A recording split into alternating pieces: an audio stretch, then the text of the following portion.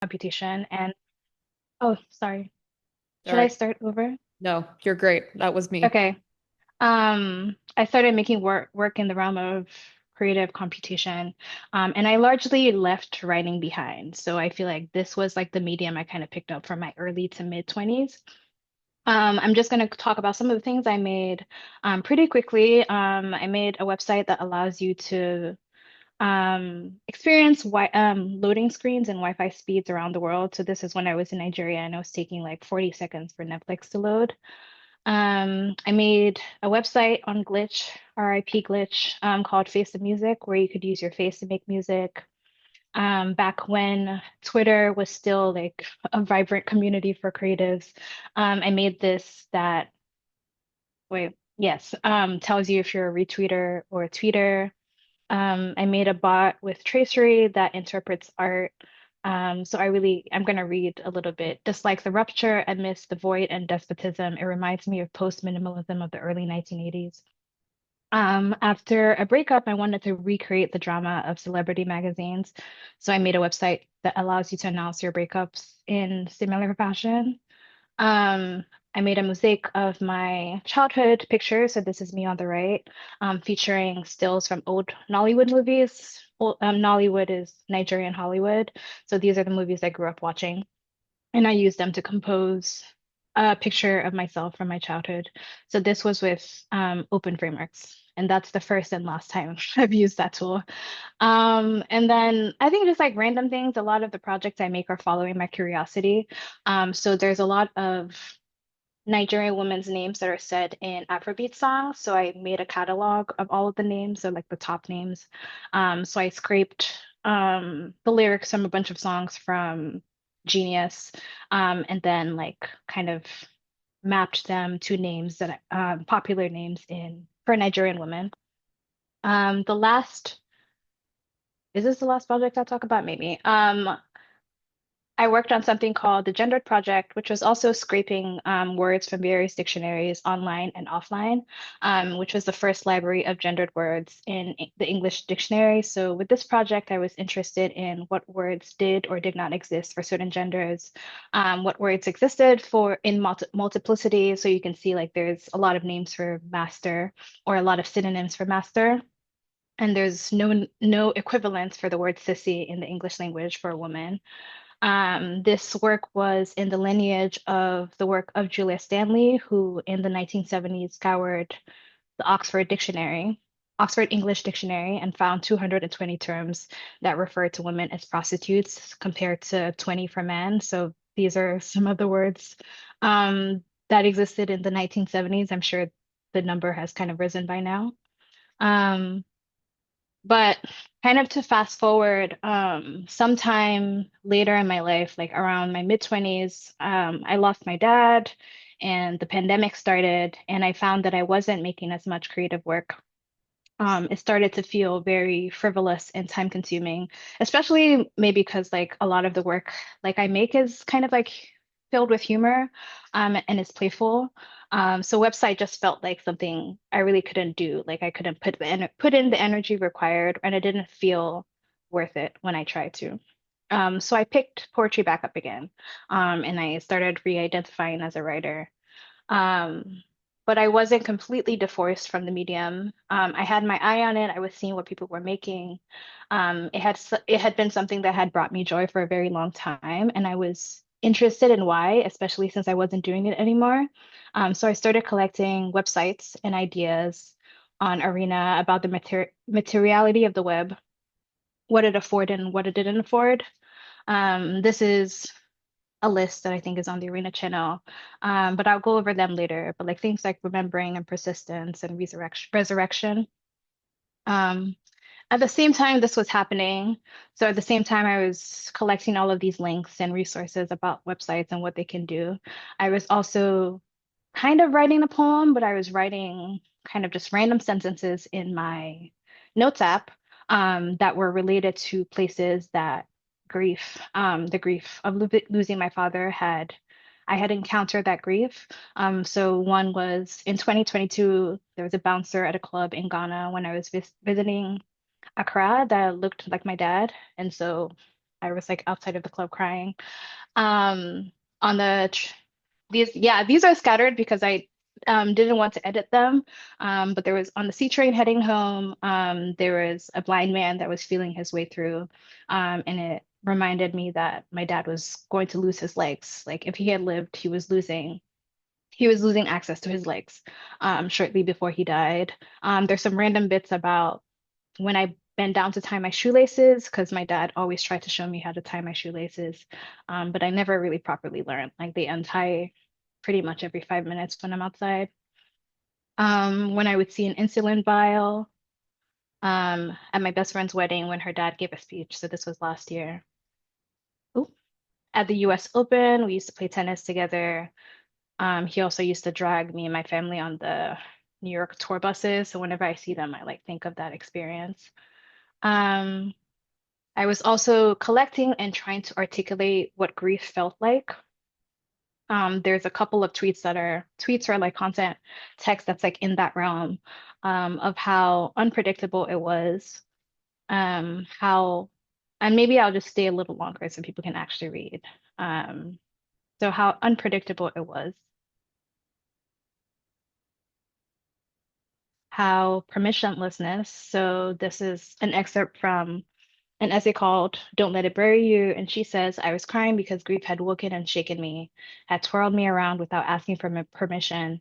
It had caught me unawares, lured me, and pushed me to the ground. How incessant, never leaves you alone. How persistent. This is some random Tumblr post from a while ago, but talking about how do you process grief. And it's by running from it until it finds me in the middle of a sunny street on a beautiful day. Again, how incessant, how persistent, how ceaseless. Grief found me early this morning. Grief is both derailing and ceaseless. So what do we do now? Carry on in the zigzag pattern. And how scattered. This poem by Anne Carson captures the feeling. I will read it out. Proust says memories of two kinds. There is a daily struggle to recall where we put our reading glasses, and there is the deeper gust of longing that comes from the bottom of the heart, involuntarily, at sudden times, for surprise reasons. Here is an excerpt from a letter Proust wrote in 1913. We think we no longer love the dead, but that is because we do not remember them. Suddenly, we catch sight of an old love and burst into tears. So there were all of these elements of grief that I knew in my body, the ceaselessness, the scattered nature of it, that it felt alive, like it was a subject that could perform an action, that it could find me, it could wake me, it could shake me. Not just something I felt, but something that was imposed upon me, and something that was random out of nowhere. Um, and I had all these notes. So I had those feelings that I knew in my body of what grief felt like.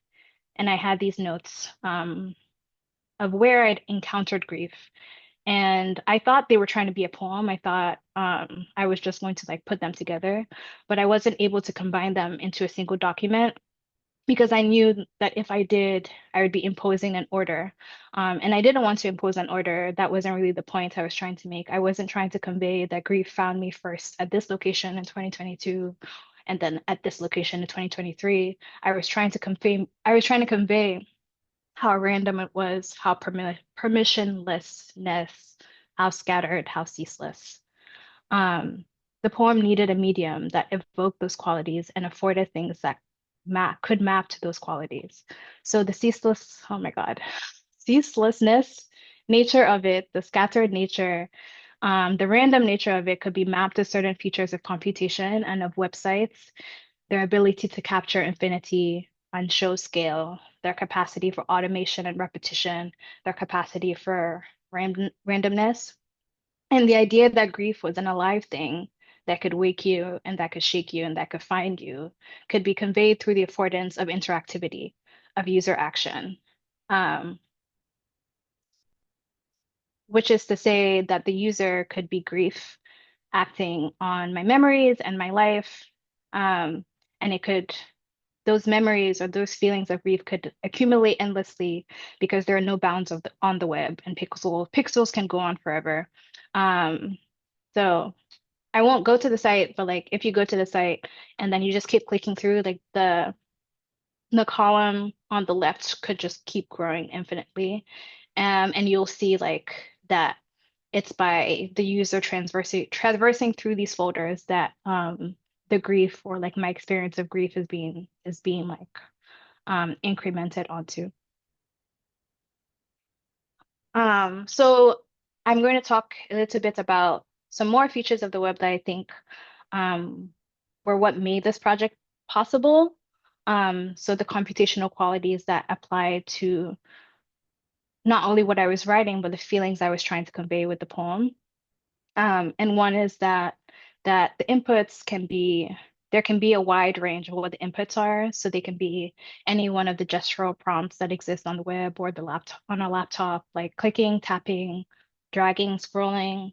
And those can be mapped to almost any and every output. There's an expansive net of what can be controlled. This tweet encapsulates the idea, which is the best and most interesting interfaces usually let you directly manipulate some kind of abstract or invisible concept. Even though this seems normal now, all video editing apps convert time into a physical dimension you can scrub through, a timeline. Oops. Okay, I think just ignore this part. So a good prompt for making something new is how do you give this intangible thing physical controls? So the idea that you can give an intangible thing like grief physical controls. Um, I like that on websites, a simple click can be mapped to something like, okay, why is it not working? Opening a window. Um, it can be mapped to, yeah, this is just like click to apologize, click to be saved, click to forgive, click to forget, click to be pure. Um, a website, a click can mean anything. So can a drag, so can a scroll. Um, like a drag can be a scratch. And this piece by Char Steels. Yeah, like you can drag and then it looks like there's a cat, which I love. Um, it can be used to control or like it can be used to convey wind. So a cursor can represent like an abstract concept like wind. Um, so yeah, if you go to this website and I'll send all the links later. I mean, might as well. Yeah, I'm not touching the cursor. But I think it takes wind data from wherever your location is and then uses that to like move the cursor according to what the wind speed is outside. Um, or it can be an experience of grief, like I talked about, like the user and a click can be incrementing onto somebody's grief. Um, so to come back to it, the words came first. So before I talk about more features of poetic computation, I want to say the words in the words in the poem that I was writing, and the words that described the essence of the piece are what came first. And those words and phrases and sentences and lines have their own tactility and their affordances. Um, like basically like words can be mapped to physical gestures. Like if we hear a particular song, or like when I hear a particular song and they say the word crazy, like if I'm, I guess, too lazy to dance properly, like I'll make the movement with my hand. Like words can be mapped to different gestures. Um, yeah, same thing. Words can be mapped to different gestures.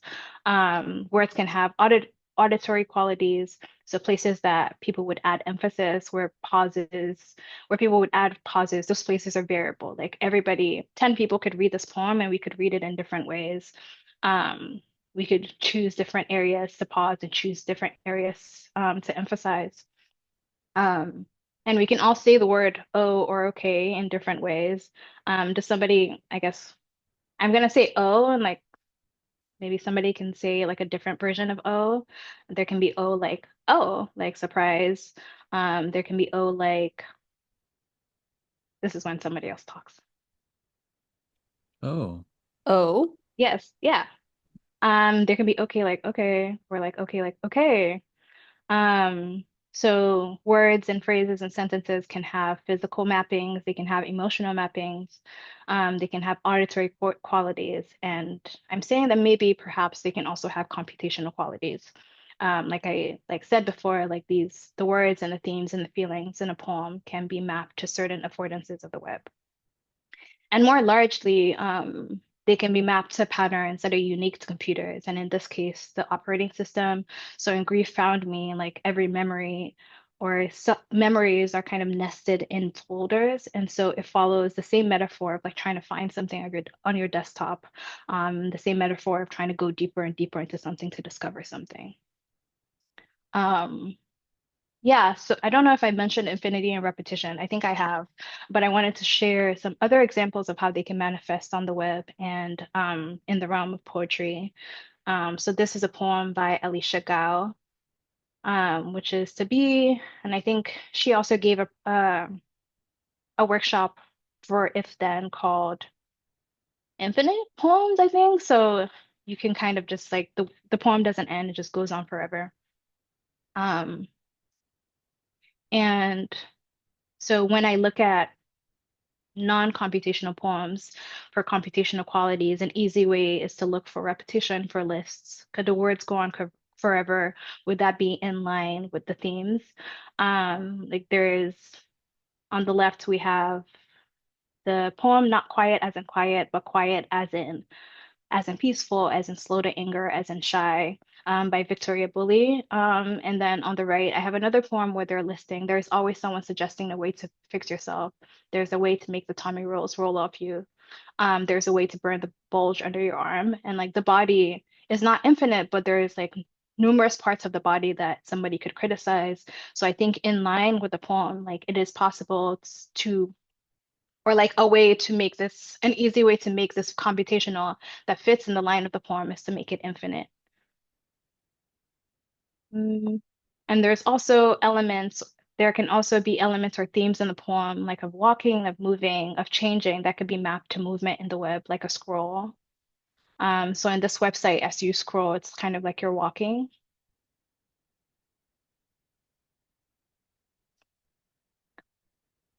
So scroll as a metaphor for walking. The words could be stacked upon each other, and interaction could reveal them one at a time instead of all at once. Like in this poem called Pleasure of the Text.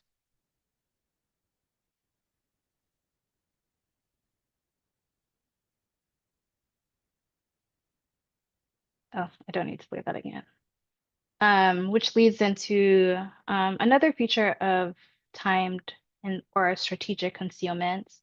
Are there themes of secrecy, of intimacy, things that want or need to be hidden, messages that could be delivered with more care or more deliberate or slow kind of interaction, messages that would be said in the dark? This piece, I am under the impression, doo, doo, doo, um, you can kind of go through it like you're in the dark, and then you kind of light each word as you go, and the interaction is much slower. And I think you can press hold to increase the light that is applied.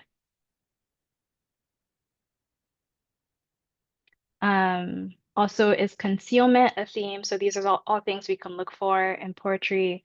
The presence of multiple layers or a thing. Is the poem dealing with something that is revealed over time or something that has multiple layers, where you see one thing, but there's actually something lingering underneath. And the screen, even though it's not a three-dimensional object, can be made to look at like it is. And so it lends itself very well to things that have multiple layers or concepts that involve multiple layers of something. And then this one is also pretty simple, but there are words that can be linked to or represent a date or a time, and that can be in a concealment principle. It can be the text can be concealed in a visual way, so as a visual concealment, or it can be a strictly technical one, like in this piece by Everest Pipkin. You can only access it at a certain time. It says active every hour on the hour for 15 minutes. Ask a loved one to meet you here in 53 minutes and 40 seconds. Which leads to the next feature, the next affordance, which is real time and togetherness, um, which is another affordance of the web and of computation. Like this project that was part of a recent Wikipedia game jam hosted by Melanie Hoff. In the caption, it says, if you stay at the same word as someone else for 3 seconds, you hold hands and travel to another page together. So with that in mind, I was thinking of this poem by Frank Bidart, and how a computational version of this poem, something could happen when cursors of different people are pointed in the same direction. The cursors and the way it travels could be a metaphor for something like a love between people. I'll read the poem. The love I've known is a love of two people staring not at each other, but in the same direction. So a different, something else, something could happen while the cursors are like pointing at each other, and something could happen when they're pointing the same direction. Second to the last, we have options, choice, variability, which are elements that are already baked into poems. There are multiple choice poems. This is a poem called Scales by Maya Salome, where she asks you to rate your level of activity and rate your unease, how often do you eat. And when printed on paper, it already has the affordance of interaction with a pen or pencil. So the image on the left, also from Victoria Bully's poetry book Quiet, which is just something that I happen to be reading. You can see, well, I don't know if under invaded, I have like I with a green pen, I underlined it. So it already has interactivity built into it. And this is the web version of our poem, which is just like strictly text that you can't actually interact with. But the paper does have the affordance of being, you can write on paper. Like that's one of the affordances of paper. Um, so in that case, rather than just replicating that process of being able to underline or being able to like circle somewhere, computation or like websites can build on top of that through timed concealment and revelation. Like in this project, also by Alicia Gao called Love Me Not.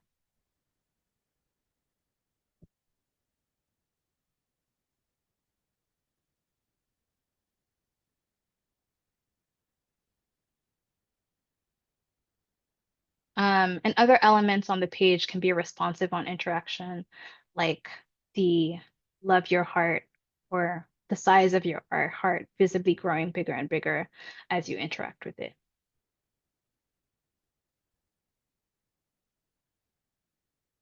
Lastly, there's the capacity for resurrection, persistence, permanence, which is that certain elements of the web, like local storage, which stores data in the browser, or the alert element or pop-ups can be persistent and ceaseless. So this is a project by Blair Williams, where there's like a ton of files on a computer, and the message that pops up is, I want my computer to forget. Can you help my computer forget? I feel the weight of all of my files held but no longer in use. I have so many files. I want to be able to forget. Can you hold on? I think it's like, can you hold on to them for me? And then if you say okay, the file is actually deleted onto, like, you can see mine is, it's deleted onto my desktop. Um, and then it's deleted. Do, do, do, do, do. But it keeps asking, the pop-up keeps coming up for you to download more files and hold on to more files for them. Um, similar thing in Chia Amisola's work. She talks about in her work that her work demands visibility, that it fills your screen with windows, overwhelming the desktop, asking the reader to attend to the screen. So far we've talked about alert boxes, form elements like the radio and checkbox, text box, sliders, lists, white space, folders, OS, show, hide, toggle, cursors in terms of like features and elements and patterns. And we've also talked about resurrection, permanence, persistence, interactivity, the interaction affordances, real time, infinity, time concealment, options, variable input to variable output. Um, and so I wanted us to, wait, is this? Yes. Um, and I was also thinking about what are some other emotion, noun, thing to web feature, thing, element mappings that could be used, that we could come up with what could be used as a metaphor for what. So this is a mini exercise that we can do together. So on the screen, I already have persistence. Like persistence is a noun, a feeling that can be mapped to something like a pop-up because it shares some of the same qualities. Like a pop-up, like if you see an ad, it's very persistent. A blank screen could be mapped to something like behind a door, like your world of text evokes the feeling of like people writing behind a door, like behind a door of a bar of the to a bar behind the door of a toilet in a bar. I think that makes sense. So blank screen can be mapped to like a whiteboard or behind a door. A scroll can be mapped to, no, walking can be mapped to scrolling. I think I don't remember where I saw this, but talking about like how many miles would I have traveled if I was scrolling on Twitter? Like what is the equivalent? So I thought we could do this together for I guess however long, and we can also list more patterns and features and elements of the web Could we and get edit? other. Sorry. Oh, yes. Sorry. No, thank you. Um, and other capabilities, affordances of computation and of the web, what does it make possible in addition to all of these things? Oops, no, that was not what I wanted to do. I wanted to make this big.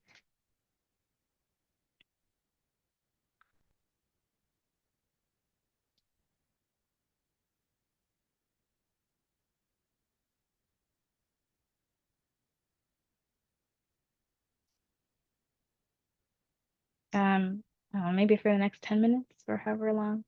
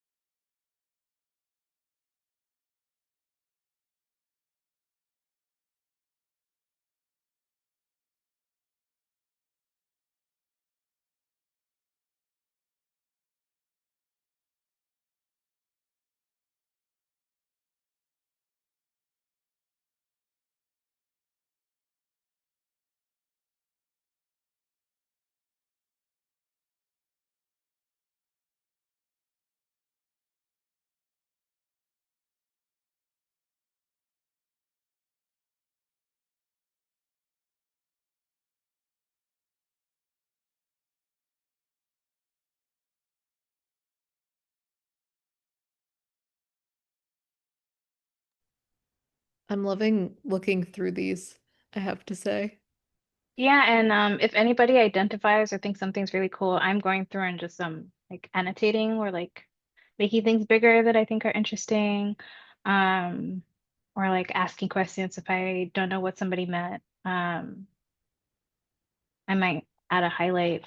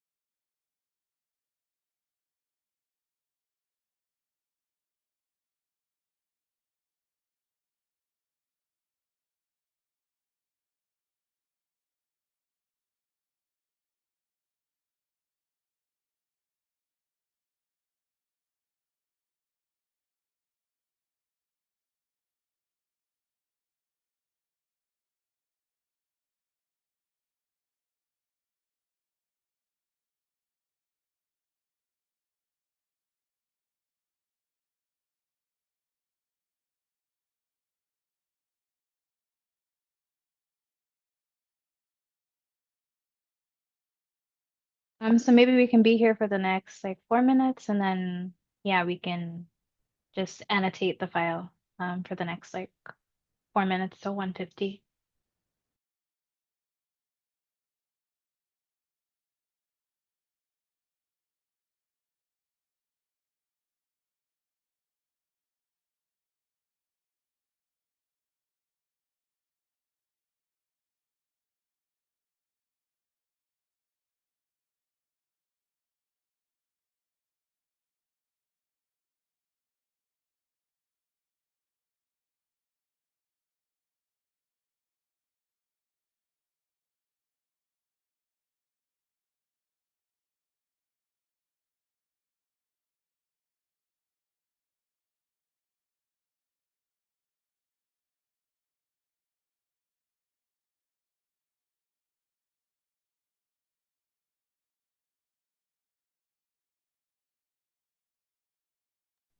Opening Google and Googling Google is killing me.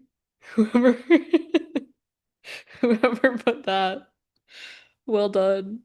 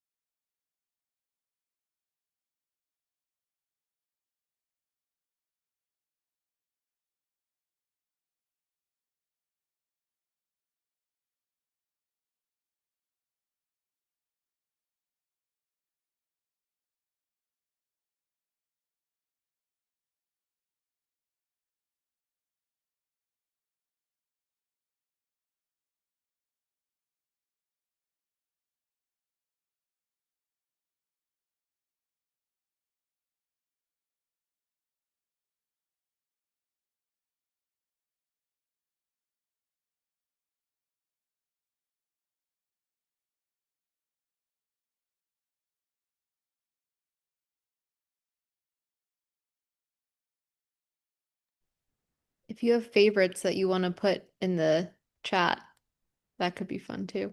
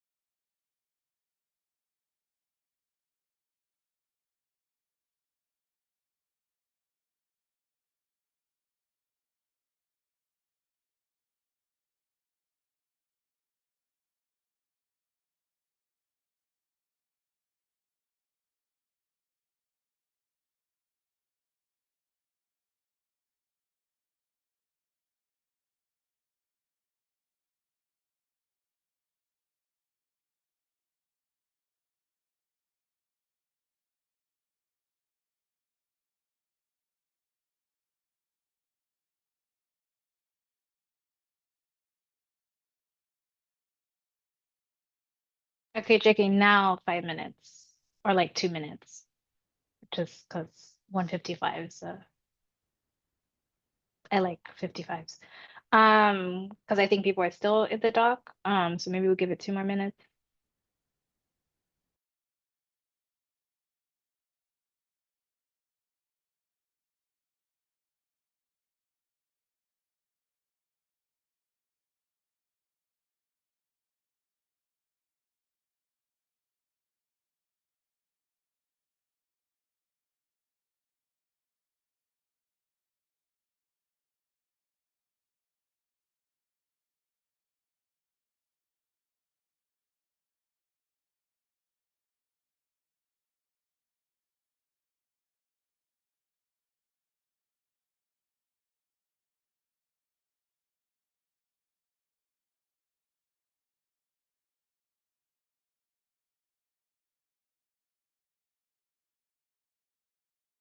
Does anyone want to say any out loud? I think the marquee, someone put marquee and blink, and it reminded me of those banners that fly across the sky. That's like, Sharon, will you marry me? But also the elusive, well, all these words, elusiveness of it, of how it's kind of like it's moving in the sky and you can't keep track of it in the same way. Like our marquee kind of comes back into the screen. So it's a different affordance, but kind of like the first time it appears and you're trying to read it, it might like go past the screen before it comes back, before you're able to like get a grasp of the full sentence. Um, yeah, if anybody else wants to share something they identified with or thought was cool, or something they wrote, there's a lot here.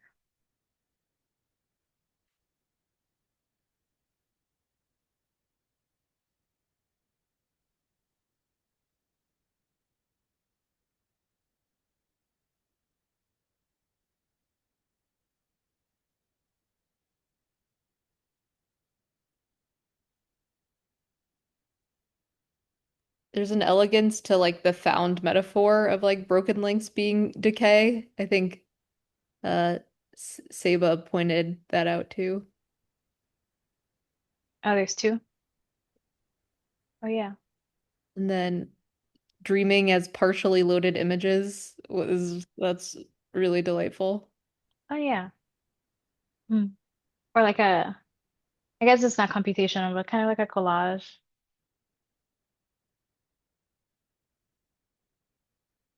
I can read some of them in the chat. Impotence, uselessness, alienation, imposter syndrome, but instead don't do anything. Noisy city, lots of embed windows of video, audio playing at the same time. Surrendering to chaos, automatically written text. Oh, this reminds me of like overwritten text. Like you write something, then someone overwrites it. Like that could be something. But I'm Diabolical, but great. I just said sorry. diabolical, but great. Um, is that a yeah, I don't know what pattern that would be called because it's probably not like a advice pattern on the web. I'm like, I don't know what it could be. Like a strikeout? I don't know. Maybe I'll just put it there.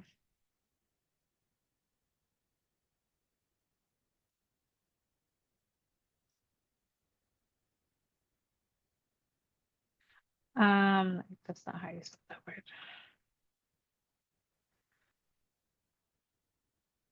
Or like even, yeah, this could be like a correction. Like the red line. I think correction might already be there. Yeah, correction. The red pop-ups, something like Google Docs on like a form. Holding space, blinking cursor.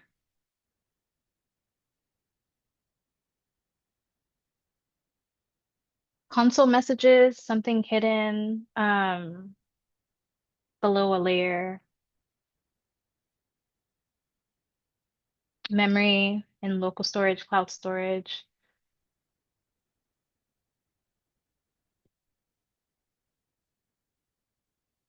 Um, okay, there's a lot.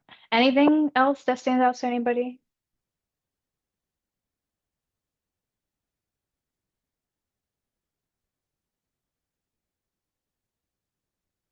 I think there was one that was like inspect element as detective work, which I Oh, thought. I love that. I think there's a game by Nico Hay. Um, oh, I don't know if I'm going to be able to find it today, but the game is, I think you just say something like I don't know if you say inspect, but then it just kind of like goes in, like you're kind of like zooming in on something. Yeah. I'll see if I can find it later. Okay. Um, so so next, we're gonna do a close reading. Mm, I'm wondering if people like think people bought their poems, and I have a poem that we can do, or like you can choose your own poem. So depending on how people are feeling, if you have a poem ready that you want to do an exercise, like this kind of exercise for, um, or not, I don't know how to get a sense of where everybody might be leaning. Since we like have 30 minutes left, I think I can just share mine, and then actually, yeah, can how do you all feel? Do you want to do your um own poems and trying to try the process? Okay, someone else's. Cool. Um, okay, so this is a first draft. So I don't, well, no, I hope nobody's gonna come from my writing skills. This is the first draft of an essay or a poem that I'm gonna share. Um, do. And I also have to do edit access as well. Do you want And everyone then on your poem, Yelly, or do you want other people to drop in theirs too? I don't know. Okay. Two people said would love to see mine first. Yeah, So I think I was let's gonna do do yours that. first. Um, uh, no, I think editing's fine. Yeah, so I guess we can do this for like 10 minutes. What described above for like picking evocative words, we can highlight them. Um, Trying not to bring too much in imagery because I think then because we're not trying to map to a photograph or an illustration, then you can pick or write out themes, like you can write a comment, and then we can attach them to more general themes, and then we can actually reference the mapping doc and see if we can like reference map them to patterns or things in this column and see how we might represent an aspect of the poem or like the whole poem computationally. Okay, yeah. So maybe for the next 10 minutes and then everybody else for the last 20 minutes, and maybe we can do um, the poems we brought in.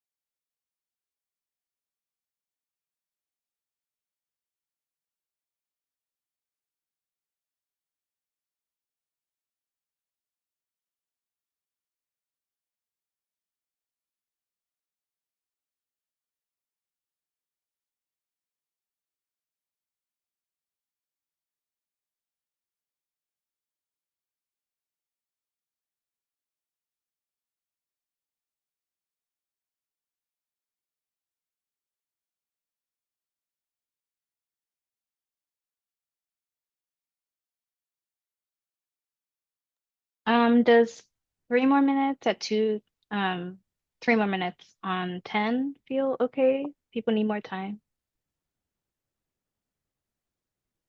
That feels good to me. Okay, cool.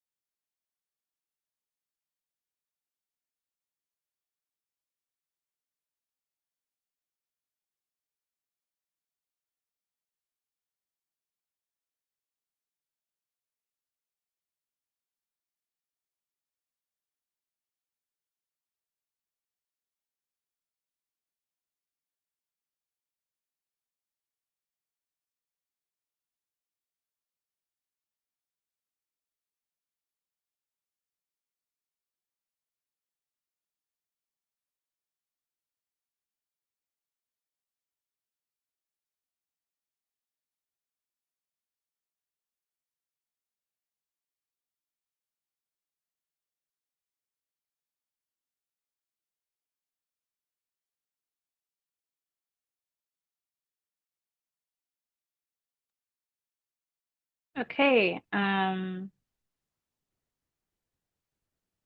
okay, let me just finish what I have to say. So I want to make sure we have enough time for everybody's poems that they brought in. Um, so the what I ended up working on for that poem, I'll just play the video.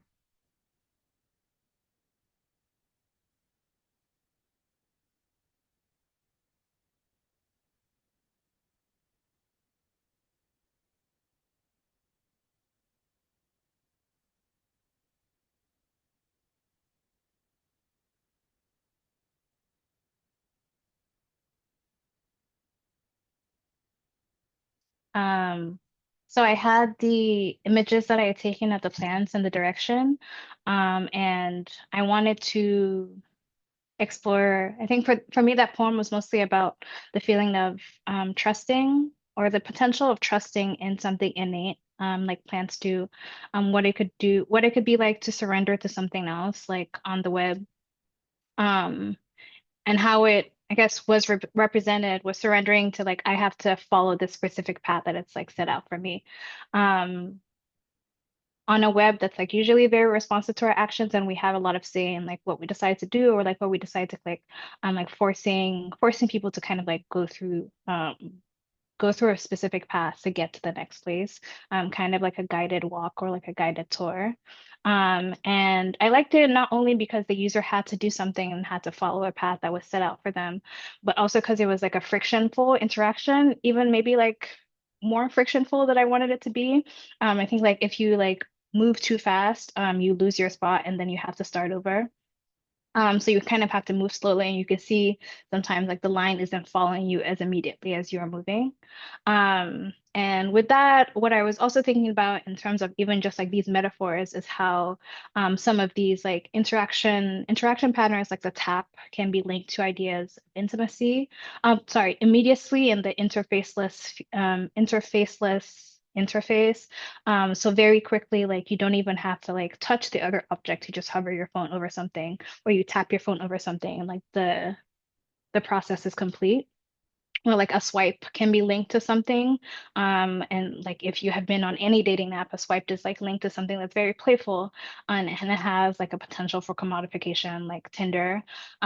This essay on the swipe to unlock talks about how the swipe, which is often performed in a rather casual or even negligent way, signifies dismissing the currently presented content and usually serving up the next best option. And talks about the intrinsically playful quality and the potential for commodification. So just lastly, wanted to end like even all these like swipe interactions, or like if we get to the gnarly like interactions on our phone, like tapping, or like tapping as a way to kind of like go deeper, and how like the swipe interaction, like this was a mapping I was also thinking about of like casualness, commodification, and play, and being linked to the swipe, and why I wanted to do something that was more frictionful than like a tap or a click, or even a click, or a drag, like a straightforward drag. Okay, so now for BYOB poems, hopefully we have enough time to share, but this section is for the poems you brought in to do a close reading for computational qualities. Not all poems will have them. I think some poems lend themselves better to imagery or the auditory or even like physical performance, but we can try. Um, just to get in the exercise of like thinking and like trying to like find these computational qualities.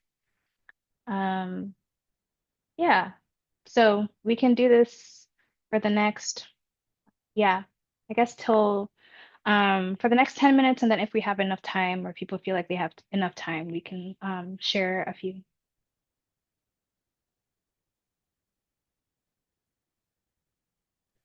Is this a new document or is this in the same Oh one? no, so for this, I think you can just copy the text here, and I assume people have their own poems, and then you can move your own poems that you brought to a doc and start there. Ah, If that perfect. makes sense. Yeah.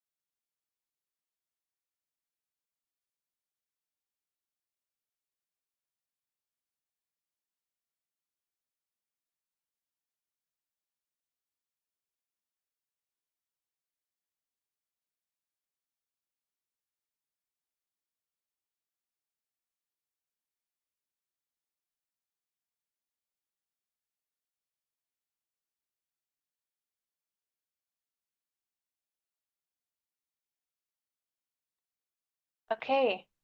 Does anybody want to share?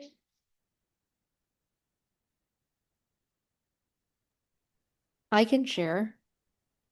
Great. I want to hear what other people are thinking too, but I was really excited to do this with I got married this summer and wrote a poem for my now spouse.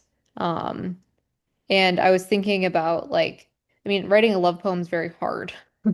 And writing an occasional love poem is very hard, is what I found. But I love the one that I wrote, and I was thinking like a fun kind of computational affordance for a love poem could be that it only becomes visible when like two people and maybe two particular people um show up on the same page.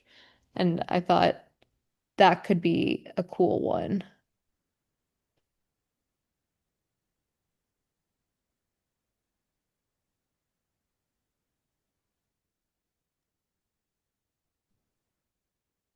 Yeah, exactly. On the same page. Like literally.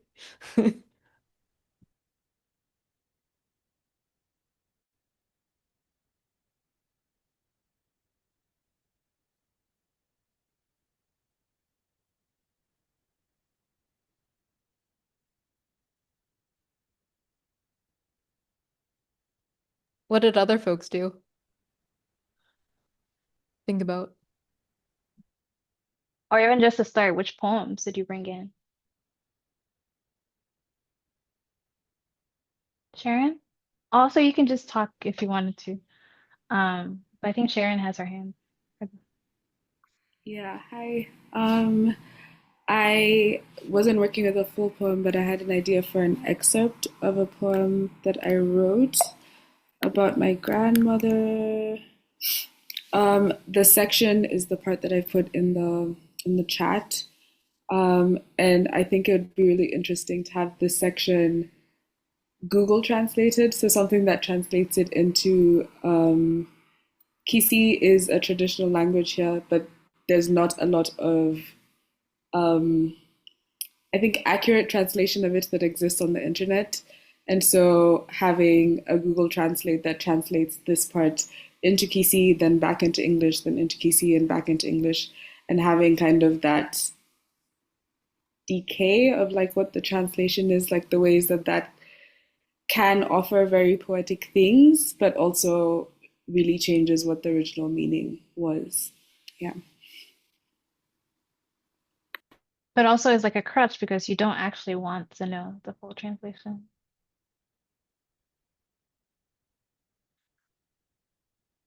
Yeah, I like the idea of like relying on the limitations of a tool.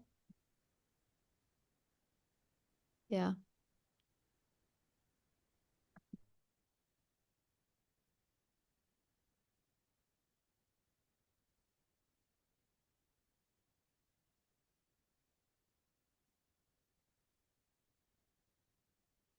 Margot? Yeah, hi. I'm pretty new to computational poetry. I still don't know how I'd go about doing these things, but yeah, I really like these exercises.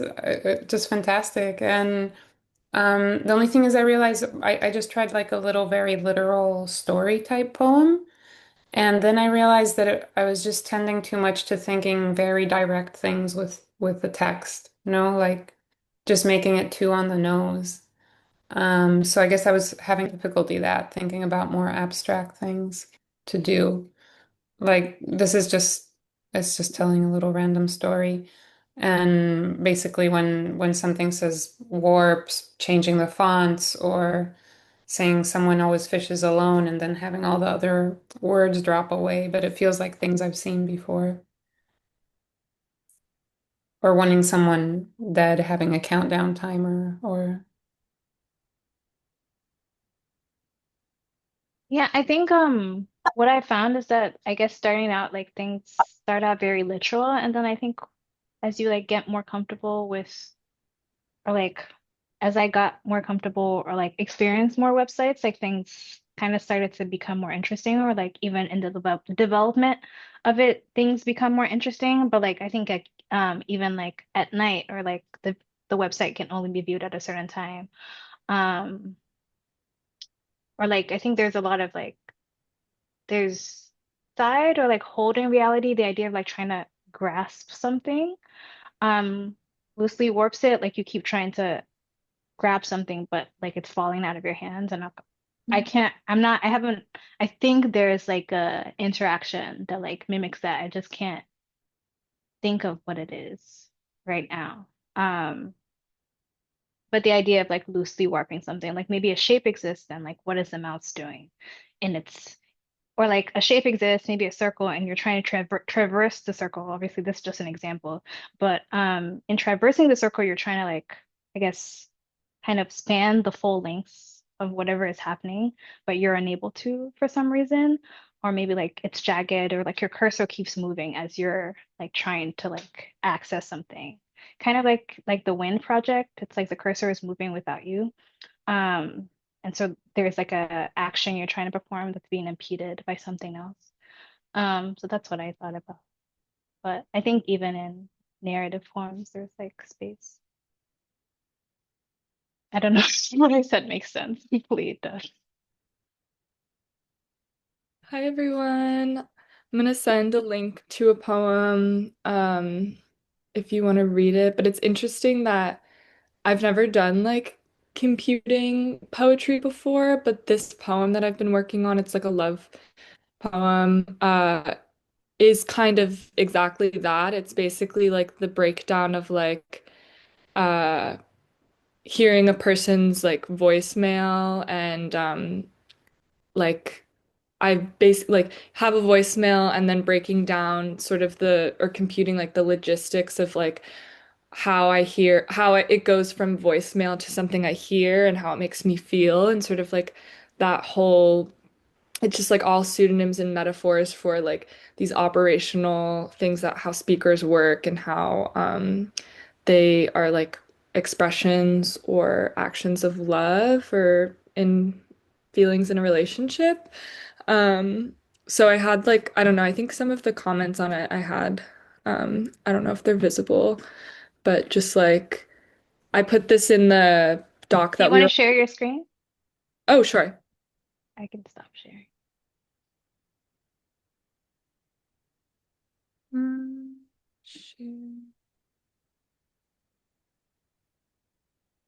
Does that work for everyone?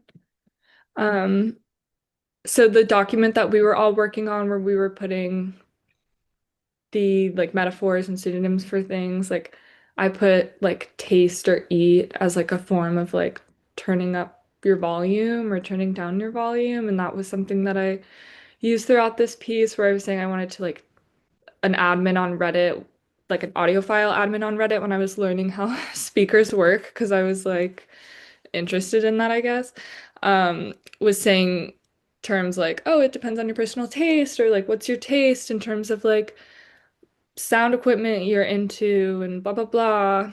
And that just made me think of like sort of the nourishment that like technology and equipment can provide. And especially living in today's day and age, connecting with people on devices is really common. And yeah, I feel like I have people in my life that I don't see every day, and I get to talk to them through text and the various ways we can express love and touch and embrace through like technology is really interesting and sort of like a new language we've developed as ways of expression. And so this piece is basically about that in terms of like breaking down how a speaker works and how that is like a form of connection when it's like a sound or something a person you love makes and what it's like to receive that. Um, and it's just sort of that relationship.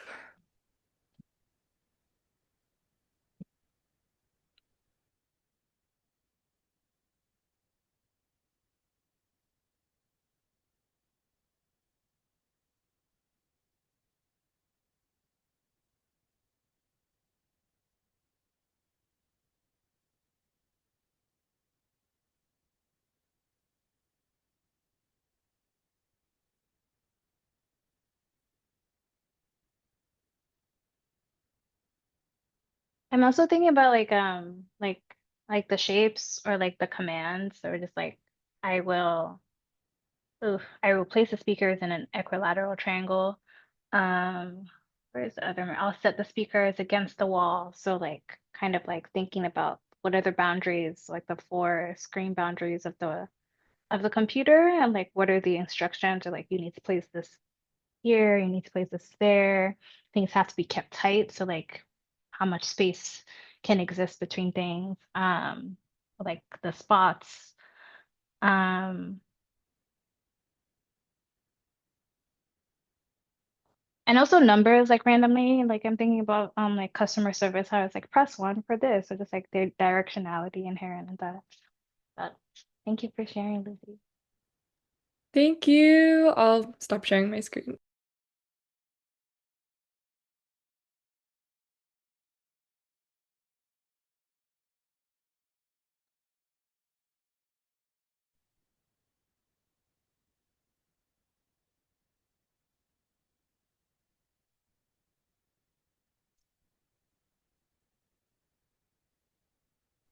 Mine is a little different. So this is a poem that I wrote when I was in third or fourth grade.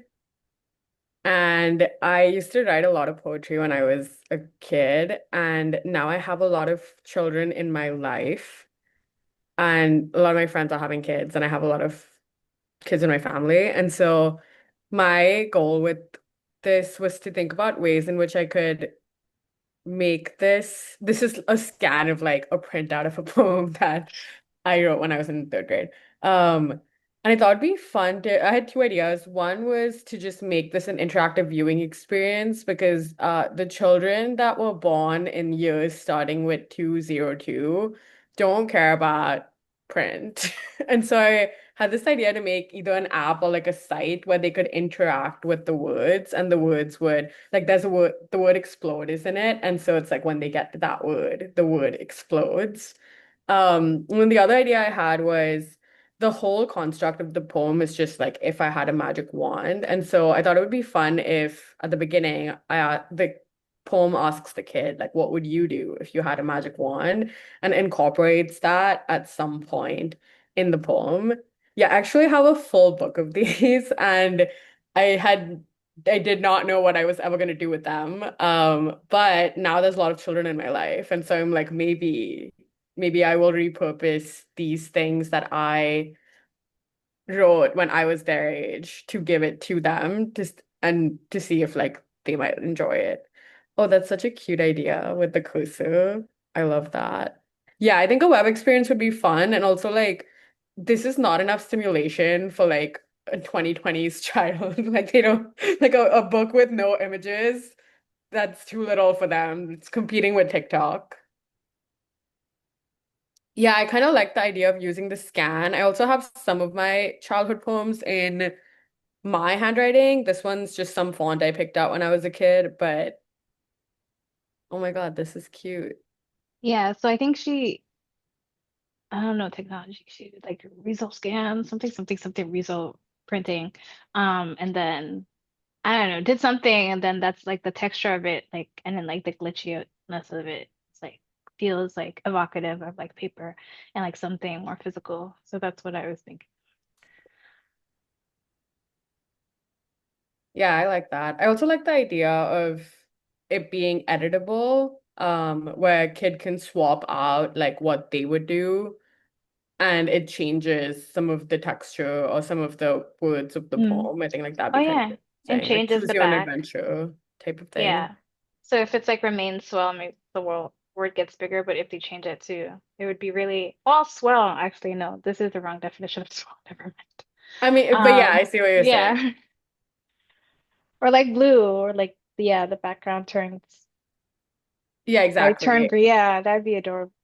The other idea I had is like children read out loud. So it's like when the reader hits a certain word, like that's when the word reacts or Yeah. animates in some way. And so when a kid says explode, like Mm. that's when the whole poem like explodes or something. I think that'd be really fun to try. I want to try Yeah. to do that.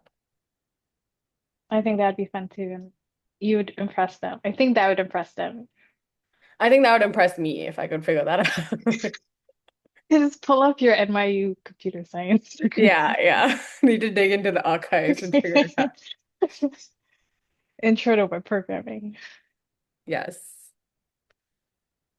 Okay, we're over time, but like I'll be here if anybody wants to just chat. Um, but thank you all for coming. This was Yeah. fun. Big round of Zoom snaps, claps, hearts. Yelly, you got a lot of love from people in the chat who had to duck out for other meetings and stuff. Um, this was this was like very, I feel very inspired and very like nourished creatively. It was, yeah, great midday treat, great start to the weekend for me. I'm not really intending to do very much after this besides walk around.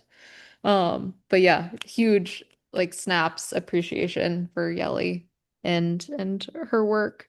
It's really such a treat. And Yelly, I don't know that I know I didn't tell you this beforehand, but I like knew this was going to be so good and I wanted to use it as inspiration for the small groups that we're running. So, um, I think it'll be a little bit different, but like sort of like looking for computational openings is something that like we're going to be doing in sort of a smaller, more concerted sense starting on the 22nd. So if Yelly, you want to come, anyone wants to come, sign up. Um, and yeah, next time for the next big workshop, Kyle Booten's going to come and run through some of his computational gyms, which is like very sort of ideologically of a piece with like this. It's like a very sort of like retaining and reinforcing like what is human when we interact with computers. So that'll be on November 14th. But other than that, yeah, thank you, Yelly, and thank you all. And we'll hope to see you either at the small group thing or at Kyle's thing in mid-November. Okay. Bye. Thanks, y'all. Thank you. Thank you. Thank you, everyone. Thanks, Yeah. Lily.